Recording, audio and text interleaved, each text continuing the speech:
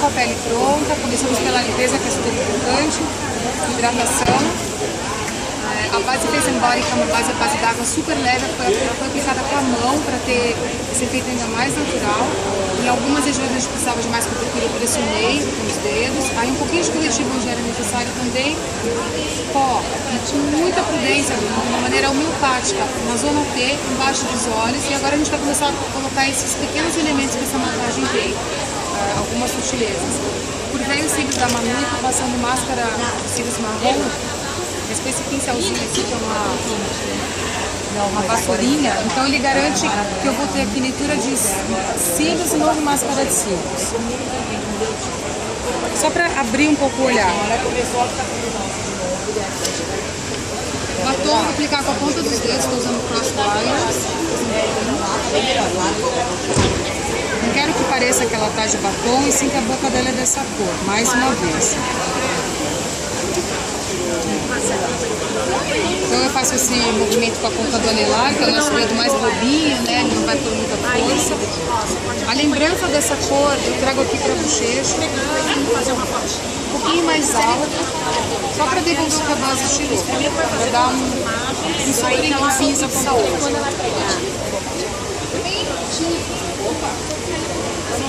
Não é para ter leitura de blush, é só para ter um pouquinho de cor quente mesmo, como eu disse, para devolver o base estiloso. Tudo sobre a sutileza. Aí a gente começa com o elemento principal dessa maquiagem, que é o iluminador. Vou usar um pigmento que chama White Frozen. Você tirar a foto bem aqui acima do osso.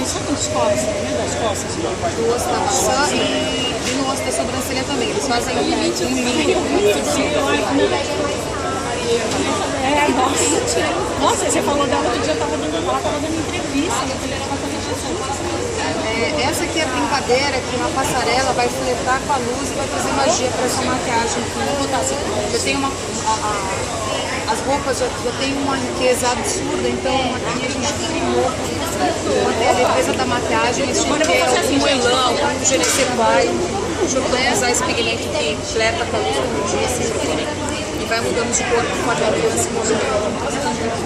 É possível adaptar esse iluminador para a vida real, fora da passarela?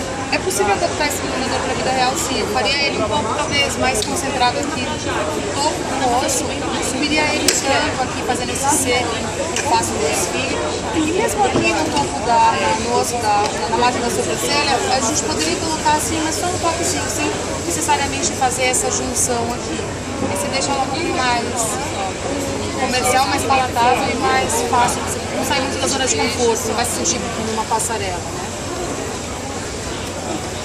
Aqui, na verdade, quando a gente está num desfile, daqui a pouco a gente vai fazer um ensaio, vai ver como está lendo essa maquiagem lá na passarela com a luz desse desfile. Se eu sentir necessidade, se eu achar que essa leitura que eu estou vendo aqui não está vindo da mesma maneira lá, o que a gente faz? Vem de novo com as modelos, intensifica ou tira, a depender de como está lendo a maquiagem. É isso, uma maquiagem, na verdade, super simples, mais mágica.